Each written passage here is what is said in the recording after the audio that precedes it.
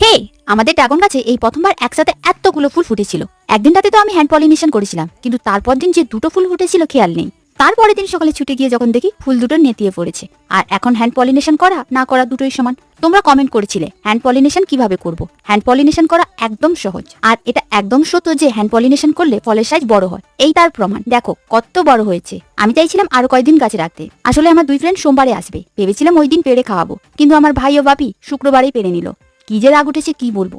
আসলে ড্রাগন ফল যদি গাছে থাকা অবস্থায় তার মুখটা একটু ফাট ধরে, সেই ফলটা বেশি মিষ্টি ও সুস্বাদু হয়। এই দেখো, যেদিন রাতে ফুলটা ফুটবে ওই দিন একটা কাগজ নেবে আর একটা তুলি কিংবা কটন স্টিক নেবে, তার সাহায্যে পুং রেণুগুলোকে নাড়িয়ে নেবে। দেখবে কাগজে হলুদ হলুদ রেণু জমা হয়েছে। তারপর ওটাকে নিয়ে গর্ভমুণ্ডে ঢেলে দিলেই হ্যান্ড পলিনেশন কমপ্লিট। আমার তো তুলির অভাব নেই, তাই তুলির সাহায্যেই করি, কিন্তু ক্যামেরাম্যানের বড্ডই অভাব, তাই একার দ্বারা যতটা দেখানো যায় সেইভাবেই দেখালাম। এইভাবে সবগুলো ফুলে করতে হবে। সত্যি ফল বড় হয় কিনা তার একদম হাতে নাতে প্রমাণ আমি কয়েকদিন পরে দেবো। আজকের ভিডিও অতটাই, দেখা হচ্ছে কালকে।